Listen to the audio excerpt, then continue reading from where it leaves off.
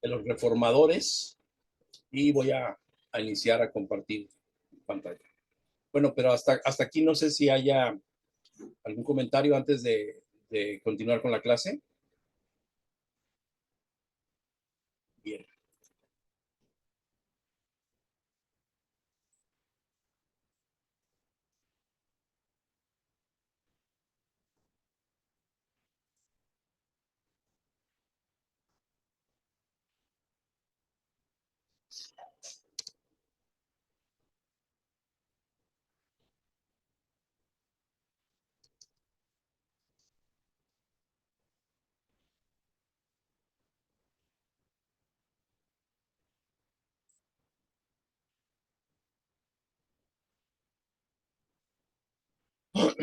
Pues bien, entramos en el tema de los reformadores como un recordatorio. El primero de ellos, Martín Lutero. Él estudió Derecho, bueno, vivió entre 1483 y 1546, estudió Derecho.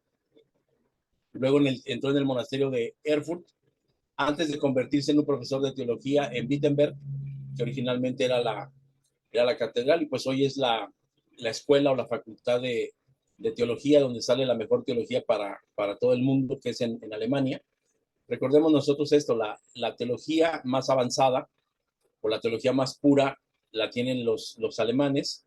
Posteriormente se traduce esa teología o esos estudios a idiomas como el inglés, y posteriormente se traduce a nuestro idioma, que es el español. Entonces, entender que aquí eso de pasar de una traducción a otra traducción y a otra traducción ya no necesariamente llega tan bien conformado y tan bien adecuado. No sé si en la Argentina o por allá, bueno, deberá de haber, hay lenguas nativas o lenguajes de los indígenas nativos de algún pueblo, de algún lugar de aquellos países, pero por ejemplo aquí en México se siguen conservando idiomas como, bueno, lenguajes como el náhuatl, la lengua maya, tzotzil, y hay muchas palabras que no se pueden traducir al castellano, ¿no? Por ejemplo, un ejemplo muy rápido, computadora. ¿Cómo traducir computadora del castellano a algún lenguaje? O cómo traducir COVID o pandemia a un lenguaje anterior. Entonces, no hay palabras en ocasiones, aunque sean idiomas muy avanzados, en los cuales se puedan traducir y plasmar las ideas originales. Bueno, este fue un pequeño paréntesis. Pero dice aquí, pero predicó la gracia sola, la fe sola, estas son las 5 solas, solo Cristo, solo las Escrituras, solo Dios, solo la gloria. Sus enseñanzas provocaron la reforma. El otro fue Pedro Baldo, un rico comerciante que vivía en Lyon, Francia. Después de escuchar una canción acerca de Dios, le pidió a un sacerdote de la mejor manera, cuál era la mejor manera de ser salvado. El sacerdote recita el verso de Mateo 19:21. Si quieres ser perfecto, la voluntad, todo esto, vende lo que tienes, dalo a los pobres y tendrás un tesoro en el cielo. Entonces ven y sígueme. Y lo hizo. Baldo se deshizo de todo, dándole a los pobres, y empezó a vivir una vida en pobreza y en comunión espiritual con Dios. Sus seguidores eran conocidos como valdenses. Ellos creían que la Biblia era la única autoridad y desecharon todas las tradiciones y enseñanzas de la Iglesia Católica. Por esta razón fueron perseguidos durante siglos. Girolamo Savonarola, 1452-1498, fue un fraile dominico, vivió en Florencia, en Italia, era fuego y azufre, predicador y poeta que predicó fuertemente en contra de la iglesia, con el mismo mensaje de arrepentimiento como lo hizo Juan el Bautista. Fue puritana y durante el carnaval en Florentina en 1498 organizó la hoguera de las vanidades. El Papa Alejandro VI lo excomulgó, y con él sus compañeros frailes Domenico de Pescia, Silvestro Maruffi. Fue ahorcado y quemado en la Piazza Signoria en Florencia el 23 de mayo de 1498. Otro paréntesis, por si ustedes no lo sabían, pues los mejores predicadores que se ha tenido a lo largo de la historia, se dicen, han sido del orden de los dominicos, ¿no? Y por último, Ulrich Zwinglio, 1484, 1531, él nace en Suiza, siempre ha creído en la Biblia como una autoridad única y absoluta. La teología de Zwinglio y la moral se basa en un principio único. Si el Antiguo Nuevo Testamento no había dicho explícitamente y literalmente algo, entonces ningún cristiano tendría que creer o practicar algo, ¿no? Denunció el uso de la música, los cuadros, las esculturas en la iglesia. No estaba de acuerdo con Lutero, ya que creía que el pan y el vino eran solamente una conmemoración y no literalmente el cuerpo y la sangre de Cristo como argumento luterano, ¿no? Y como la iglesia católica. Recordemos que aquí los católicos creen en la transubstanciación, es decir, que en el momento de la Eucaristía que ellos practican, en ese preciso momento, el cuerpo y la sangre de Cristo Jesús se hacen presentes en la hostia y en el vino. Y entonces él no estaba de acuerdo con esto. Y este pensamiento me parece muy interesante. Si algo no está escrito en la Biblia, entonces no vale que un creyente crea más o crea menos, sino solamente lo escrito en la Biblia. Y aquí quiero platicarles algo que me sucedió el viernes pasado en una clase. En esa clase donde yo estudio, la mayor parte de los estudiantes son católicos y ya vemos muy pocos protestantes, por así decirlo, o muy pocos cristianos evangélicos. La clase se trataba sobre la anunciación y este hombre hacía mucho énfasis al respecto de María. Llega un momento y me preguntan y que qué opino de María, y pues yo les digo que para mí fue una mujer interesante para su época, porque por algo la escogió el Señor para ser madre del rey, madre de nuestro Rey de Reyes y Señor de Señores. Y bueno, pues ellos se quedaron con este pensamiento que a grosso modo yo expliqué, y una de ellas me dijo: Rodolfo, me parece muy interesante que tú argumentes lo que dices, porque nosotros tenemos una concepción muy distinta y muy amplia de María, ¿no? Al final de la clase hay preguntas y uno de los compañeros que me tocó trabajar en el grupo pregunta: ¿por qué los protestantes no quieren tanto a María como nosotros los católicos? Y el sacerdote, que es nuestro maestro de exégesis, dice algo bien interesante. Primero, por el exacerbado amor y, y gran adoración, casi fanatismo, dijo él, que le ponemos a María. Esa es una cosa. Y entonces dice, por eso, pero ¿por qué no le rezan? ¿Por qué no le piden? ¿Por qué? Y entonces dijo algo bien interesante. Dijo, en la Biblia no está escrito que le pidas a María. En la Biblia no está escrito que le ores a María. María fue alguien especial para el Señor y hasta ahí. Nosotros la hemos llevado a dimensiones casi divinas. Y entonces él dijo algo que a mí me pareció muy interesante. Dijo, si ustedes creen que San Judas o cualquier otro santo tiene más poder que Jesús mismo, pues sigan ustedes con su creencia. Pero la palabra de Dios no dice eso. Y entonces dijo esto: la meta es llegar a Dios. El camino es el cristocentrismo y la fuerza que nos hace soportar todos los embates día a día de nuestras tribulaciones, de nuestras tristezas y de todo esto, es el Espíritu Santo. Fuera de ahí no hay nada más. Entonces, estos son pensamientos que nos damos cuenta que vienen desde 1484. Fuera de la Biblia no se puede decir nada. Y hoy en la actualidad, por ejemplo, este sacerdote católico tiene la oportunidad de leer la Biblia, sabe de exégesis y enseña adecuadamente las cosas. Y eso es lo que nosotros estamos llamados a enseñar basados en la historia. ¿Qué utilizó él? Utilizó el conocimiento y se dio cuenta que la historia dice que se ha adorado y se ha venerado a María. Pero en este momento, siglo XXI, él dijo, la palabra de Dios no dice eso. La palabra de Dios habla de Cristo, habla de Dios, y habla del Consolador, de nadie más. Entonces, en ese sentido, a mí se me hizo algo muy, muy interesante, porque nosotros a veces tenemos pensamientos al respecto de que solo nosotros sabemos, de que solo nosotros conocemos, pero haciendo un paréntesis, hoy nos podemos dar cuenta que estamos parados en donde estamos.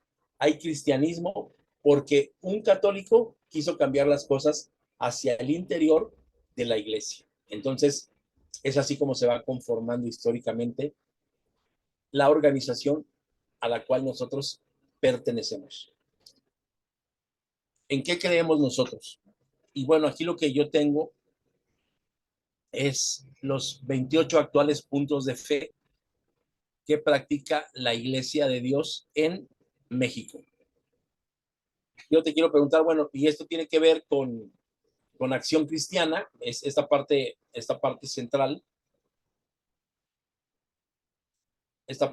tiene que ver con Acción Cristiana, esto tiene que ver con fe y doctrina, y esto tiene que ver con estudio y escudriñamiento. ¿Nosotros qué creemos? Creemos en la Biblia como la palabra de Dios, que fue conformada a lo largo de 1500 y cachito de años por hombres comunes y corrientes, desde pastores hasta reyes, profetas, sacerdotes, apóstoles o discípulos, ¿no? Creemos que Dios es un ser todopoderoso, que no tiene principio, no tiene fin, es infinito, y que Él envía a su Hijo para que nosotros tengamos salvación. Su Hijo, siendo carne, siendo humano, nos enseña cómo sí se puede vencer el pecado y lo vence. Dios no manda a su Hijo aquí para morir. Dios manda a su Hijo para que nosotros en Él podamos ser salvos. Termina siendo sacrificado, termina siendo crucificado, pero Dios no lo mandó a eso, sino entonces estaríamos regresando a ese pensamiento del Dios del Antiguo Testamento. El Espíritu Santo es el consolador, aquel que dijo, el Hijo, en Hechos, les conviene que yo me vaya para que se quede con ustedes el consolador, el cual les acompañará, les recordará y les asistirá en todo cuanto ustedes tengan que aprender. Hablando de ese día del Pentecostés, ¿no? Creemos que el ser humano es la máxima creación de Dios. Creemos que a través del Evangelio el ser humano es vinculado o tiene comunión con Dios. Creemos y profesamos esto del creyente. El creyente es aquella persona que acepta el Evangelio, que deja su vida antigua y empieza una vida nueva. Creemos que hay una sola iglesia y no necesariamente es la nuestra, sino la iglesia es aquella que conforma y que hace la voluntad de nuestro Padre que está en los cielos, ¿no? Creemos que Dios nos escucha a través de la oración, creemos en los 10 mandamientos, guardamos y profesamos el sábado, y estas son acciones cristianas, ¿no? La práctica de la oración, la observancia de los 10 mandamientos, el guardar el sábado, observamos la ley de la alimentación, observamos y participamos de buenas obras porque tenemos fe, creemos en la paz de Dios, esta paz de Dios que viene y que trae calma y que trae tranquilidad a pesar de estar en medio de las inclemencias, como, como las que pasamos de recién con este tema de la pandemia, ¿no? Creemos y practicamos la cena del Señor, a pesar de que en tiempos inmemoriales nos dimos cuenta que hubo gente que perseguía a quien observaba esto porque lo consideraban judaizante. Practicamos el lavatorio de los pies, eso tiene que ver con la acción cristiana. Practicamos la unción por los enfermos, tiene que ver con la acción cristiana. Participamos a la iglesia de nuestros diezmos, de nuestras ofrendas y las primicias, que tiene que ver con los primeros frutos o los primeros ingresos de algún trabajo, de alguna actividad económica, ¿no? Y obviamente creemos en el matrimonio como aquello que ordenó el Padre en el Génesis 3, por ahí. Por tanto, dejará el hombre a su padre y madre, acercarse y allegarse a su mujer, y serán ambos una sola carne, ¿no? En cuanto al estudio y el escudriñamiento, creemos que todavía hay profecías por cumplirse y las entendemos, y entendemos que la profecía de aquel tiempo fue dada para su momento, pero también entendemos que hay una parte de la profecía que tiene que ver con el retorno, con la segunda venida de nuestro Señor, que no se ha dado y con la vida eterna. Entendemos que hay una obra y hay un fin que tiene Satanás, que es el enemigo. Entendemos que hay un retorno de Israel, es decir, esto tiene que ser parte del estudio y del escudriñamiento. Entendemos, estudiamos, escudriñamos el mensaje del tercer ángel, que tiene que ver con que el evangelio sea llevado a todas las naciones. Entendemos lo que significa las 7 plagas. Comprendemos por estudio y por escudriñamiento la segunda venida de Cristo. También creemos y entendemos en la resurrección. Y aquí tal vez está más mal redactado esto del castigo eterno, porque no vamos a morir para siempre. Vamos a morir de una vez y nunca más, pero no como un castigo eterno, ¿no? O sea, no como que vamos a estar en un lugar purgando nuestras penas eternamente. Estudio y escudriñamiento, creemos en el reino de Dios que ha llegado desde que Cristo llegó a la tierra como hijo de Dios. Entonces creemos en el ya del reino, pero en el aún no, porque no ha sido culminado este reino. Y posteriormente de que este nuevo reino culmine, entonces habrá una nueva creación en donde los cielos y la tierra serán dejados de lado, y la palabra de Dios dice que Dios será todo en todos. No necesitaremos más el sol, no necesitaremos más la luna, porque Él es todo esto, ¿no? Este es nuestro fundamento doctrinal hablando de la República Mexicana. Yo quiero preguntarles si ustedes identifican uno en lo que ustedes lo crean y lo practiquen, cuáles hay de diferencia.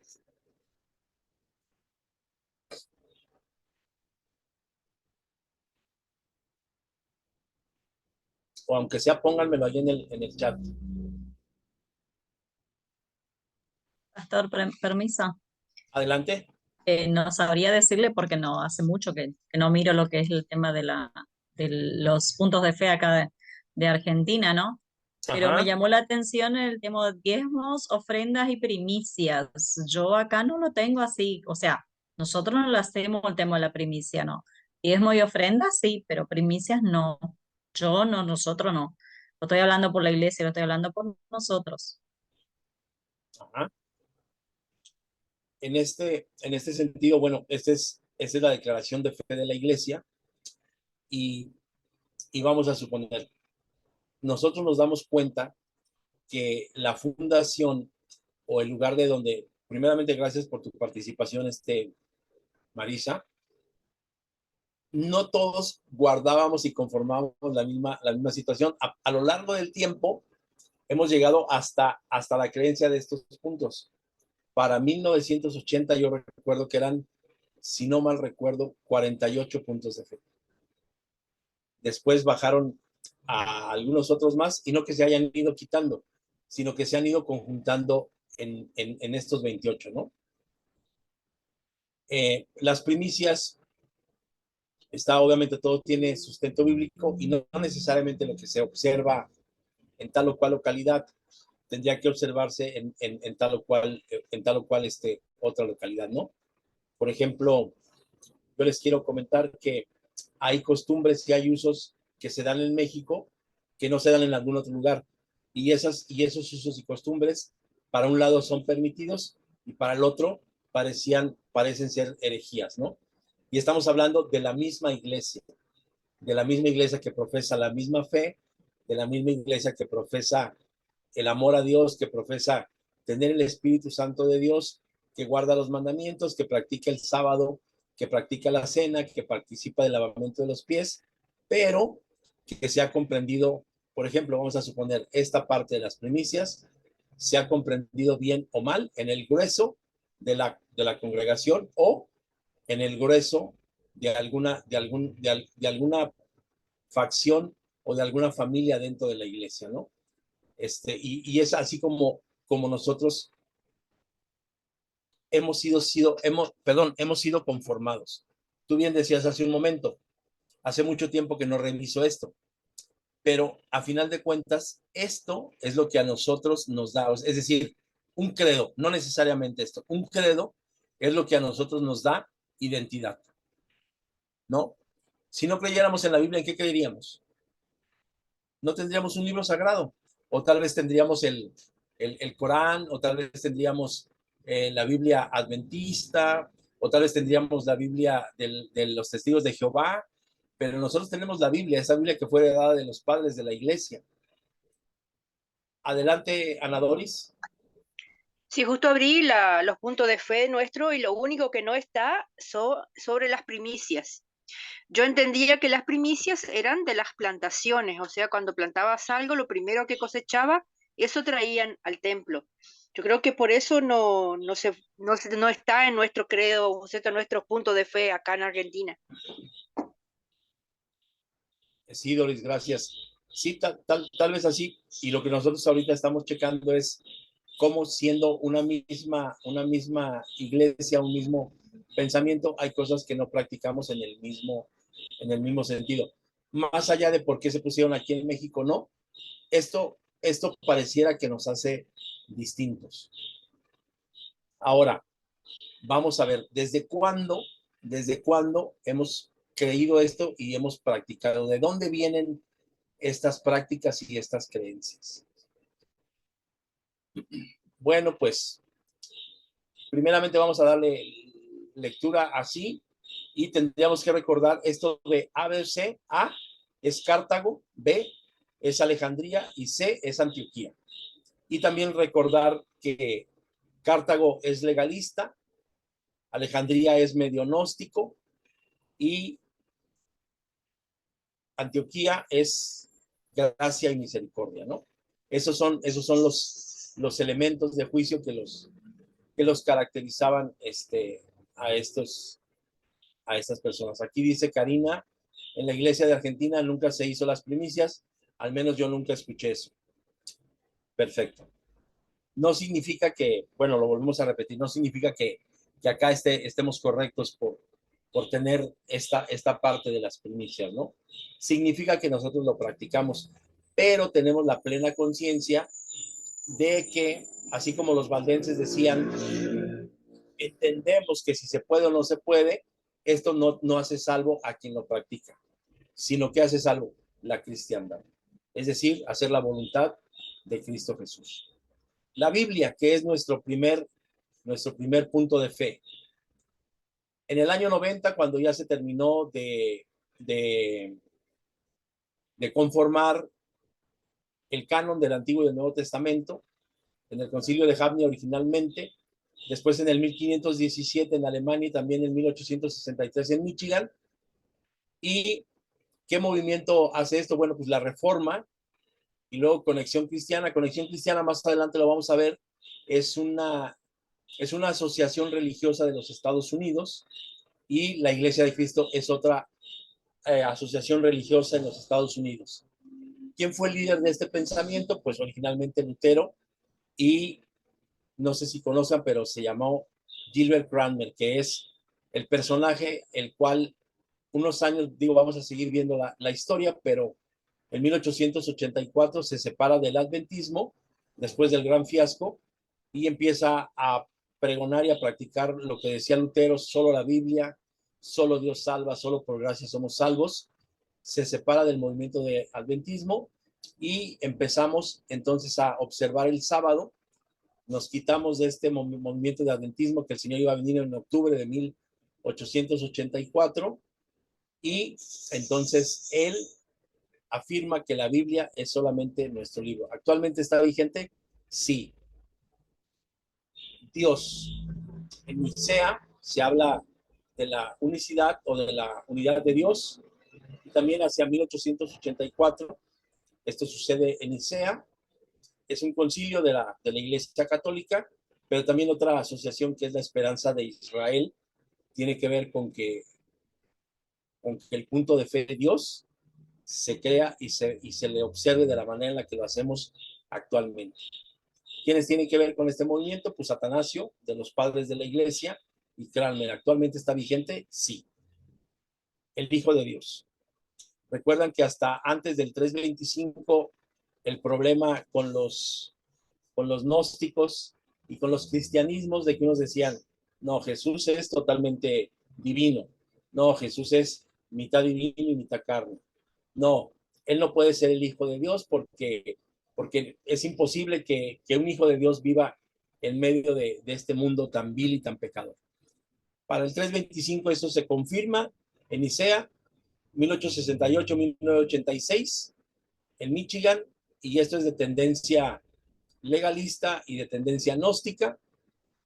Este movimiento que lo acepta es un concilio, el de 325 en Nicea, y la Esperanza de Israel. Los principales líderes o personajes, bueno, pues fue Atanasio y alguien de apellido Arber, y también alguien de apellido Dávila. ¿Está vigente? Actualmente sí. Y aquí no sé si alguno de los que estamos en clase actualmente conozca algo de leyes, que pueda levantar su mano.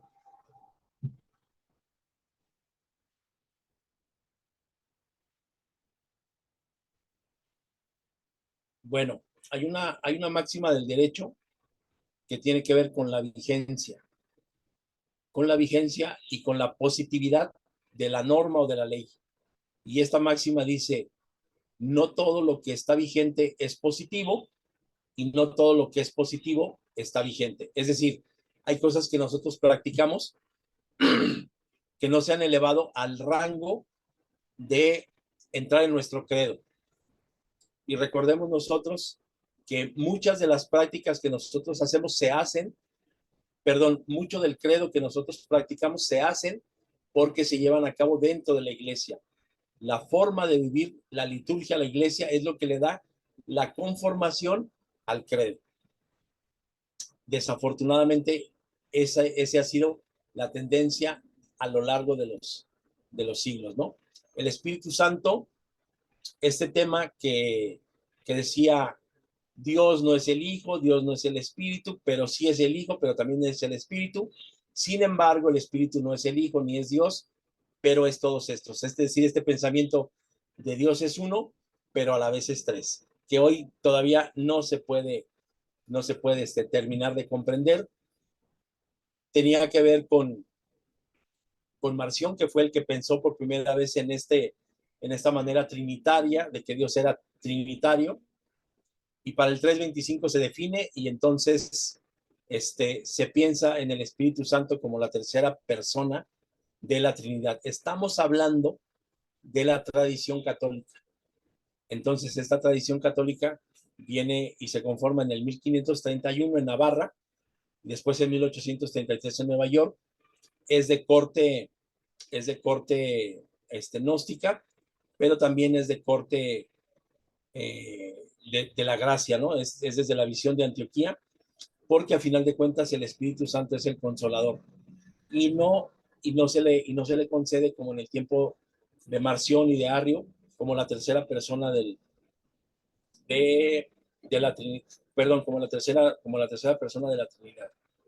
Es un pensamiento radical, porque lo aceptas y lo aceptas porque así tiene que ser, pero posteriormente cuando se habla del Espíritu Santo como el consolador, pues tiene que ver con conexión cristiana, ¿no? Y recordemos que este Servet pues era un personaje radicalista, o sea, súper radical del tiempo de la pre-reforma. Y Cranmer, que viene siendo como nuestro fundador, pues también piensa que el Espíritu de Dios es aquel que nos acompaña en este momento, pero no lo considera como la tercera persona de la Trinidad. En la iglesia nunca hemos sido trinitarios. Actualmente está vigente, sí. El ser humano como la máxima obra y creación de Dios. Ha sido pensado en 1517, en 1833 y en 1863. En Alemania se ha llevado a cabo esto, y en Michigan, y esto tiene que ver a veces con cuestiones de corte legal y con cuestiones medias gnósticas, ¿no?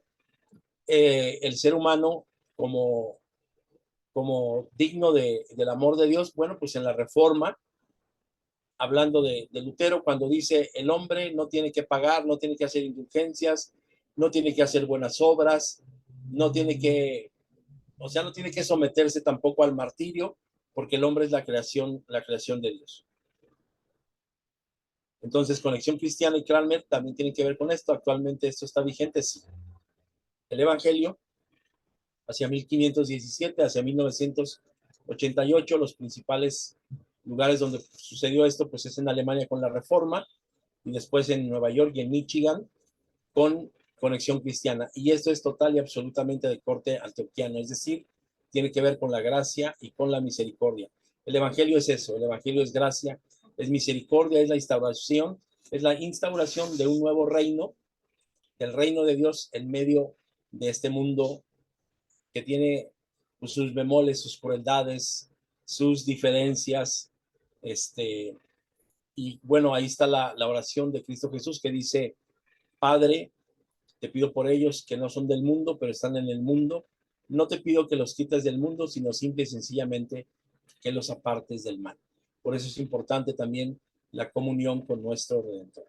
Entonces, Lutero y Cranmer son los principales promotores de este movimiento y actualmente está vigente esto. Sí está vigente. El Evangelio es eterno, ¿no?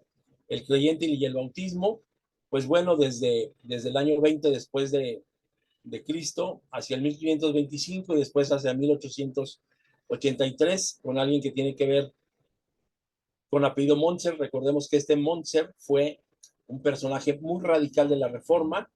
Greber fue otro, de hecho fueron como maestro y discípulo, discípulo y maestro, y también Cranmer, ¿no? ¿Quién tiene que ver con esto? Este movimiento, pues el anabautismo y Conexión Cristiana. Es totalmente de corte antioquiano porque tiene que ver con la gracia. El ser humano es un ser caído, caído al pecado, y vuelve a tomar esa forma, esa semejanza, esa imagen de parte de Dios cuando se bautiza. Por lo tanto, tiene que ver esto con gracia. El ser humano no tiene que hacer otra cosa sino aceptar a Cristo Jesús como su Salvador, ¿no? Esto sucedió en la ciudad de Wichita, Zurich y también en Nueva York.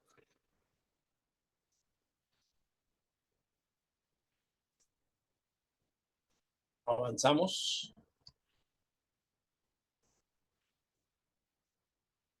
Dios del cielo, esto ya se trabó.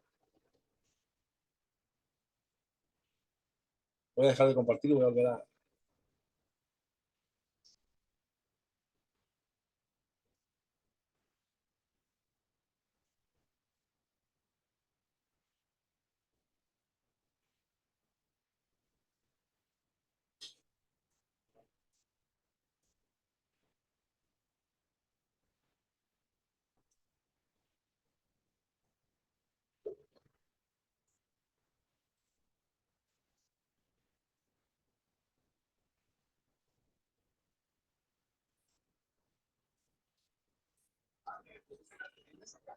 Se ve nomás si me pueden decir en el chat, ¿se mira lo que es la cena del Señor o están viendo actualmente otra pantalla? Sí, se ve. Perfecto, entonces vamos ahora con lo que es la cena del Señor. Hacia 1521, 1872, 1885, 1917 en Alemania y en Iowa, la Iglesia de Cristo, un personaje que tiene que ver con el apellido de Karlstadt, Davidson, Brinkenford y Dogger. A.N. Dogger es el primer cristiano de la Iglesia de Dios en los Estados Unidos. Entonces ellos aceptan esta cuestión de la cena del Señor, pero nosotros tendríamos que recordar pues que desde tiempos de los valdenses, desde tiempos de los anabaptistas, esto ya se practicaba, ¿no? Y Ignacio de Antioquía, el primer obispo gentil, es decir, no judío, no de procedencia judía, sino gentil convertido al cristianismo, empezó a defender esto porque él fue discípulo directo de Juan y, y él le transmitió esto de la celebración de la cena cada año.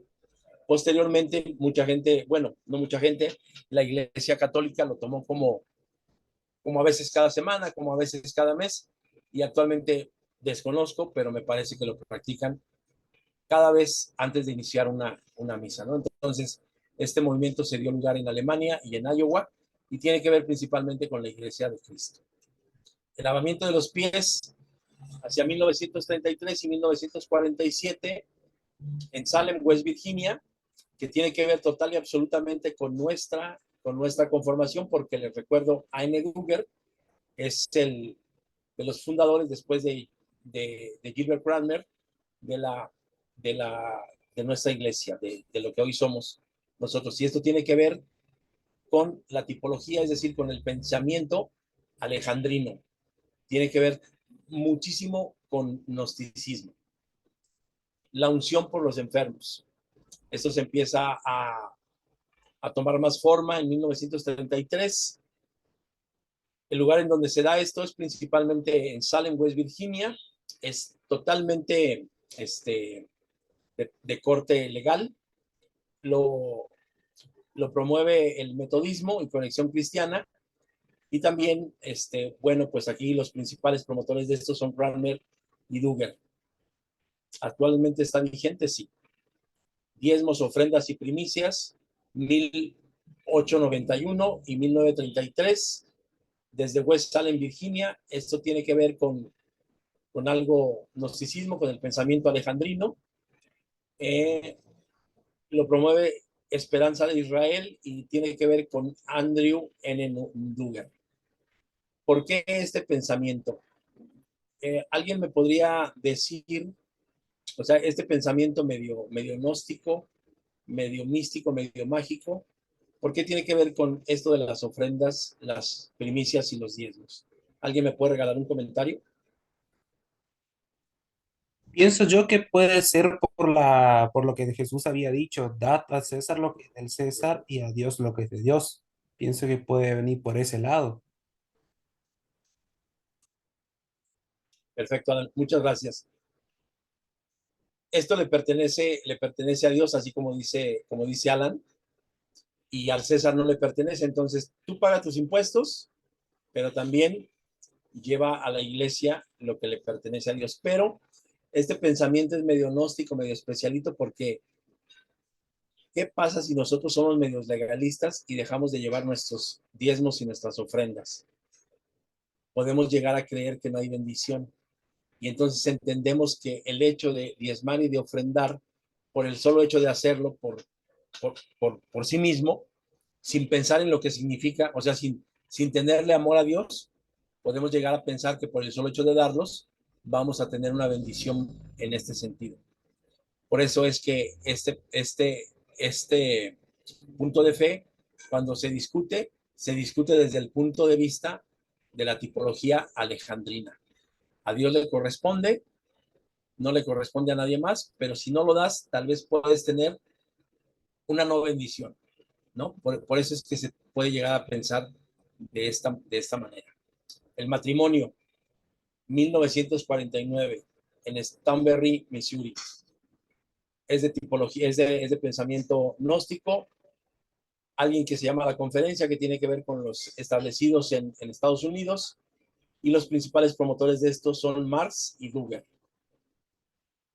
La Profecía, 1843, en Missouri, también es de corte gnosticismo. El milerismo y el adventismo son los principales promotores de esta manera de creer y de pensar. Miller y Elena White actualmente está vigente para muchos, y no sé si ustedes, quiero hacer un paréntesis, aquí en México hay varias iglesias de Dios. Unas dicen séptimo día, otras del séptimo día y otras séptimo día y otras séptimo día. Hay una iglesia que se le conoce como Salem, porque de ahí viene, que es la iglesia de Dios. En algún momento perteneció a la organización de nosotros, y ahí si tú entras y participas de un culto, solamente vas a escuchar profecía.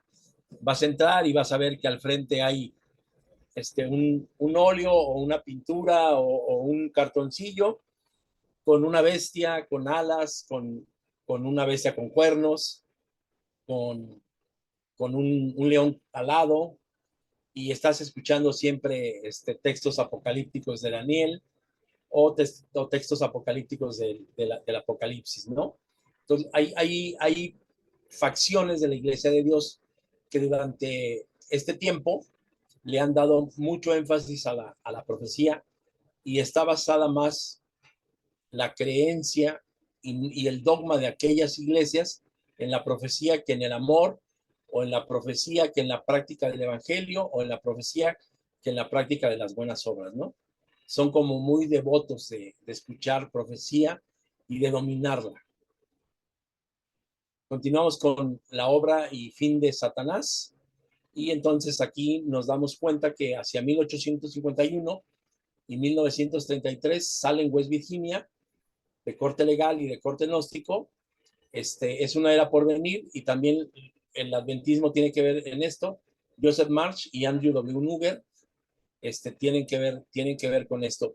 ¿Por qué está en blanco? Bueno, estoy hablando de que actualmente esta parte está siendo reprocesada, repensada o reestructurada para una mejor comprensión de esto que durante mucho tiempo se cree. Y quiero hacer un comentario. Habrá gente que a veces no practica, no ora y no tiene comunión con Cristo Jesús, pero si tú le platicas que esto va a cambiar o que esto no existe o que pasa algo, no, hombre, se tienen más problemas que con el mismo Redentor. El retorno de Israel es algo que se pensó en West Salem, Virginia, 1851-1933, es de corte gnóstico, es la era por venir, es decir, tiene que ver con profecía y es parte del milenismo, y tiene que ver Joseph Marsh, y esto actualmente está vigente, ¿no? Como una profecía.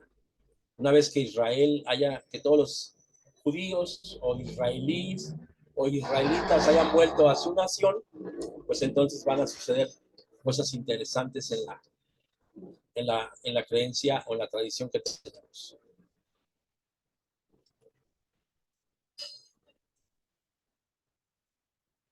Bien, pues aquí punto de fe, actualmente ya no es un punto de fe, pero quise poner esta creencia. Trata del siglo XIII antes de Cristo. Después, hacia el 160 se vuelve a ver, y hasta 1937 se vuelve a ver. Es una tradición del Medio Oriente.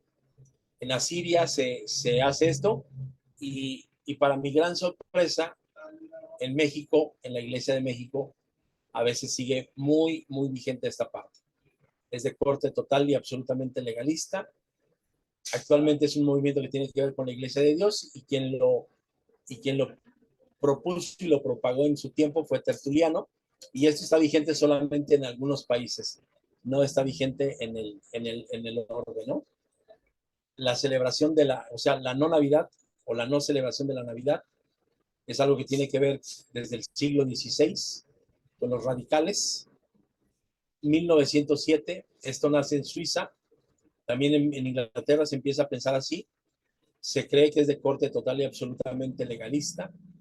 Tiene que ver con la Reforma y con los bautistas del séptimo día.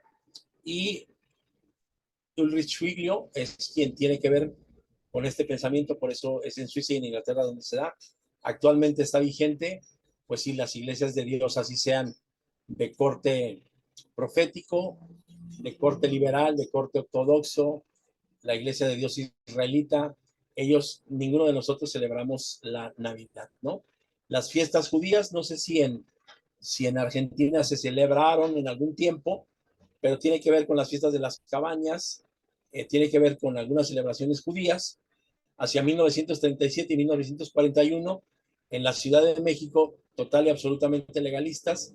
En las iglesias de Vallejo y de Río Blanco, dos personajes mexicanos, Hernández Mota y Ezequías Campos, que eran de corte totalmente judaizante, introdujeron estas fiestas judías como la de los tabernáculos y la de las cabañas a la Iglesia de Dios. Cuando la Iglesia de Dios hacia los años 60 se da cuenta que esta es una celebración que no tiene fundamento bíblico, pues hay una separación, nace la Iglesia de Dios israelita, se separan, y puede que me crean o puede que no, pero hasta balazos hubo en aquel tiempo por este tema, que se pensaba un punto de fe, y que actualmente hoy solamente se tiene un vago recuerdo, porque esto dentro de la Iglesia de Dios no está vigente. La escuela sabática, que es una práctica, dicen por acá algunos hermanos, vamos a la escuela sabática. La escuela sabática es un momento de reflexión y de estudio que generalmente se da por las mañanas de los sábados, entre las 10 de la mañana. Hay algunas iglesias que empiezan temprano a las 8, pero generalmente entre las 10 de la mañana y las 2 de la tarde, es decir, en ese momento, no todo ese tiempo, se estudia la escuela sabática, que tiene que ver en muchas ocasiones con la comprensión de algún libro de la Biblia. Por ejemplo, en este momento estamos viendo, en este trimestre, se separa por trimestres, estamos mirando temas sobre el discipulado.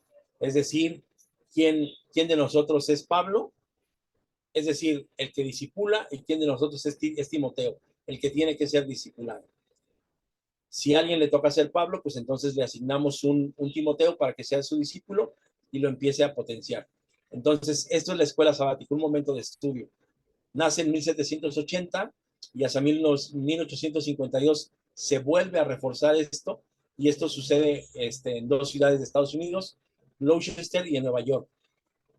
Parece tener un corte totalmente legalista, lo promueve el adventismo, y Robert Raikes y James White, que tienen que ver con el adventismo, son los que lo instauran originalmente como una escuela dominical, y hoy es la escuela sabática con nosotros, porque recordemos que también en algún tiempo hubo adventistas del séptimo día, perdón, hay adventismo del séptimo día. ¿Está vigente? Sí, sí está vigente. Esto de los 3 días y de las 3 noches, que tiene que ver con el Evangelio y con una profecía en el libro de Jonás, y también en alguna parte, si no mal recuerdo, de Daniel, donde habla de la mitad de la semana, 1864, 1917. El lugar donde sucede esto es en Lansing, Iowa. Es de corte legalista, tiene que ver con la Iglesia de Jesucristo, y Luther L. Tiffany es quien originalmente promueve este pensamiento.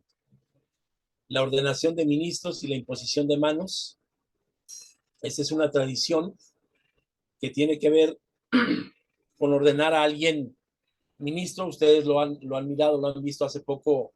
Recuerdo haber visto una transmisión streaming de Argentina sobre la ordenación de ministros y de diáconos y de diaconisas, me parece. Esta tradición surge en 1888 en Michigan. Obviamente habla total y absolutamente de la gracia. El adventismo es su principal promotor, y el fundador de la iglesia, Gilbert Cranmer, es el que lo promueve, y actualmente sí está vigente. Aquí hay un error de dedo muy grande, porque actualmente está vigente esto. Las dos bestias del Apocalipsis, 1865 y 1917 en Missouri, es de corte gnóstico, viene del adventismo, y Cranmer, fundador de la iglesia, y Duggar, también uno de los principales promotores, lo empiezan a predicar esta parte de las dos bestias del Apocalipsis, y actualmente hay una opinión dividida al respecto de este pensamiento. Finalmente quiero comentar con ustedes lo que dice Justo L. González. La salvación no es por fe en las doctrinas, sino por fe en Jesucristo. La salvación no es ni siquiera por fe en las doctrinas acerca de Jesucristo, sino por medio de la fe en Jesucristo. Lo que creemos es muy importante, pero en quién creemos es mucho más importante, dice esto Justo L. González. Bueno, voy a dejar de compartir. Y tenemos todavía, dice Alan Pirovsky, acá hay una rama que celebran esas fiestas. Bueno, pues actualmente en el escrito que yo puse en México no está vigente, pero quiero comentarles que hay una iglesia de Dios israelita que ya no tiene nada que ver con nosotros, que todavía sigue celebrando ese tipo de festividades. Bueno, pues quisiera escuchar sus comentarios al respecto de lo que hasta hoy hemos visto sobre los primeros sabatarios, sobre los reformadores, sobre esta parte de los anabaptistas, y sobre todo el origen de nuestra doctrina. Y aquí, que Dios te bendiga, hijo. Y aquí nos podemos dar cuenta que el origen de nuestra doctrina no se pensó ayer, no se pensó ni siquiera hace 50 años, se pensó hace siglos. Y entonces hoy nos estamos dando cuenta que para que los errores del pasado no se cometan, es necesario estudiar el pasado para evitar cosas en este presente. En ese sentido, es que creo yo que la lección de esta mañana nos está llevando a repensar si nuestras prácticas, si nuestra creencia, si nuestra forma de vivir la liturgia es la más adecuada, no conforme al pensamiento del hombre, sino conforme a lo que la sana enseñanza, a lo que la sana doctrina, a lo que se le conocía en el Antiguo Testamento como didaje, nos invita. Quiero escuchar sus conclusiones.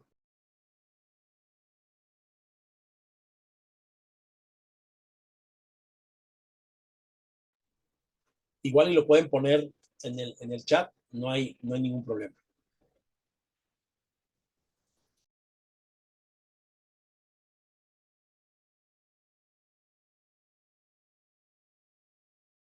Yo creo, Pastor, ahí mirando la última parte que usted puso de Justo González, todavía en la iglesia se ve mucho eso, se nota mucho, que, que se cree mucho en la doctrina, como que se está muy arraigado a eso de que no esto, no aquello, no lo otro, pero en realidad muy poco se conoce de Jesús, del amor de Dios.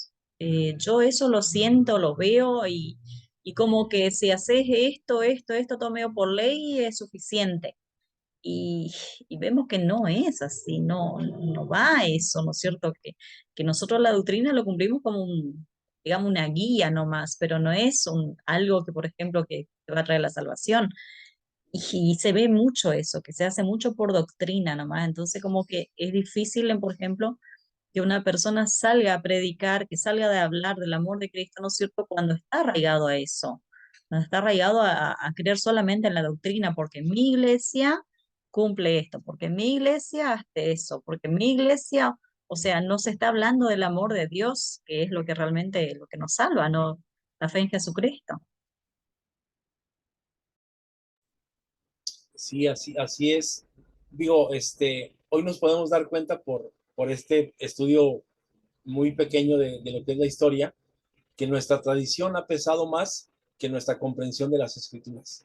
Le hemos puesto mucho betún al pastel, y a lo mejor el pastel simple y sencillamente se tendría que comer así solo, el bizcocho tal cual por el solo hecho de ser bizcocho, pero nosotros lo queremos adornar, le queremos poner fresas, le queremos poner nuez, le queremos poner muchas cosas, pero, pero lo verdaderamente esencial es el pan, es el bizcocho, no hablando de esta comparación. Y nosotros así lo hemos hecho. ¿Por qué? Porque recordemos que un pensador del pasado dijo que la doctrina se basaba en la forma de vida de la iglesia. Y entonces la forma de vida de la iglesia es lo que ha ido conformando nuestra eclesialidad, no nuestra cristiandad, nuestra eclesialidad, porque hoy podemos separar eso. La vida eclesial es lo que marca nuestra cristiandad y tendría que ser al revés. Nuestra vida cristiana, lo que marque la convivencia eclesial. Y pues, qué bien, Marisa, que hoy nos podemos dar cuenta de esto, porque desde nuestro poquito aporte, desde nuestra poquita o gran influencia, podemos empezar a cambiar estos momentos, ¿verdad? Porque a final de cuentas, estos momentos son para alabar y bendecir el nombre de alguien que trajo vida eterna a nuestra vida. No para cumplir con un rito, no para cumplir con algo, o sea, no para alcanzar obras, no para ser bueno, no para llevar una calificación, va muy bien, va excelente, va regular. No, nosotros ya tenemos ganado eso. Ahora solamente es practicar el amor, practicar las buenas obras. Y no por obligación, sino por la fe que profesamos en aquel que trajo vida eterna a nuestras vidas, ¿no? Dice la palabra de Dios, de gracia recibiste, de gracia da. Y a veces nosotros recibimos de gracia, pero damos por doctrina.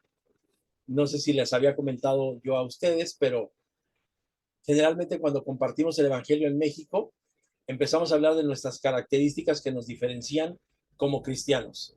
En vez de decir, Cristo trajo salvación y vida eterna, Cristo trajo felicidad, Cristo trajo paz, Cristo trajo calma, decimos, guardamos el sábado, observamos la ley de la alimentación, no hacemos esto, no hacemos esto otro, no participamos de esto, no participamos de esto otro, y vamos conformando y vamos dándole forma a una supuesta santidad que no tiene nada que ver con seguir a Jesús. Entonces, eso pesa, nuestra mala comprensión o nuestra falsa comprensión respecto de nuestra vida eclesial conforma el grueso de la iglesia.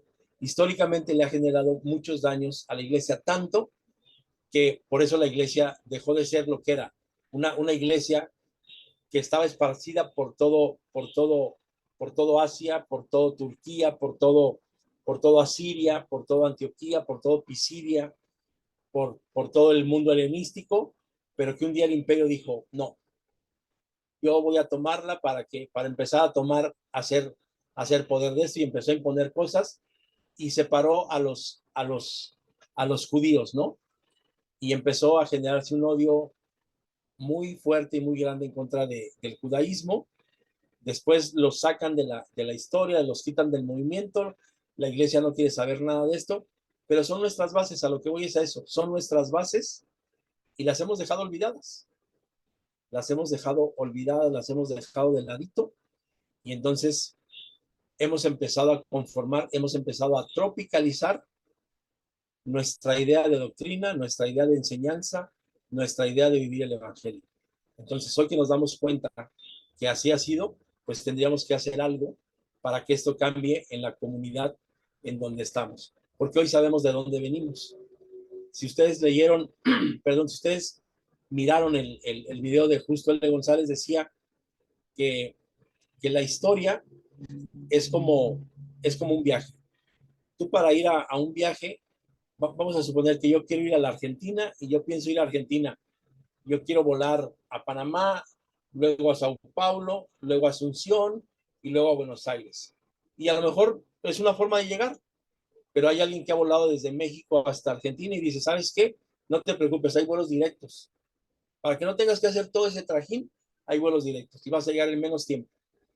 Conocer el pasado, conocer la ruta que tienes, que se ha seguido, vas a conocer cuál es la distancia más corta entre los dos puntos. El origen de las cosas y la vivencia actual. Y eso tiene que estar conformado por seguir a Jesús, por el amor de Jesús, por las prácticas en Jesús, en Cristo Jesús, como nuestro Salvador, como parte de ese nuevo pacto, de esa nueva alianza, que se ha distorsionado a lo largo de los años. Históricamente, eso ha sucedido, y creo yo que históricamente podríamos empezar a marcar un hito en la historia de las comunidades en donde estamos. Porque hoy sabemos el pasado, porque hoy sabemos que la comprensión de muchos de nuestros puntos de fe tienen que ver con cuestiones de hace más de 100 años. Y nosotros estamos viviendo una época posmoderna, y más allá de posmoderna, pospandémica, porque la pandemia nos marcó en muchos sentidos. Y entonces tenemos que adecuar nuestro pensamiento y nuestra urgencia del evangelio a que sea compartido. Así como Pablo dijo, no, el mundo tiene que ser salvo en Cristo Jesús, y diseminó el evangelio por todo aquel mundo antiguo, así nosotros tendríamos que hacerlo. Porque creo yo que como él, en algún momento dado no ha vuelto a haber otro igualito. Quiero seguir dándoles la palabra para que podamos tener algún último pensamiento, alguna conclusión al respecto de la clase de este día.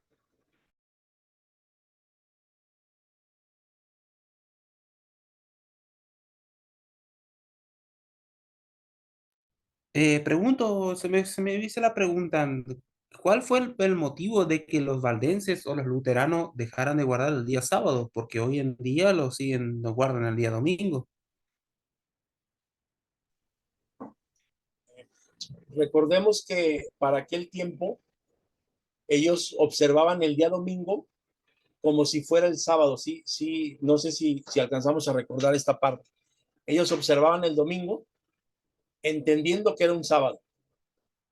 Y tal vez ahí fue donde se empezó a perder esa costumbre, pero también tendríamos que recordar, por ejemplo, bueno, Martín Lutero siempre estuvo en contra del sabatismo, pero Pedro Baldo siempre defendió, o los valdenses, que es el origen de guardar el sábado, siempre defendieron esta parte, y se lo contagiaron pues a los ingleses, se lo contagiaron a los alemanes, y podemos recordar que en la Europa oriental eh, mucha población de Polonia, alguna parte de Hungría eran observadores y alguna parte de Lituania eran observadores del sábado, y de ahí, cuando emigran ellos por cuestiones al pasar de los años de la Primera y de la Segunda Guerra Mundial y de la guerra en aquel continente, y emigran los europeos hacia América, pues se traen esa tradición.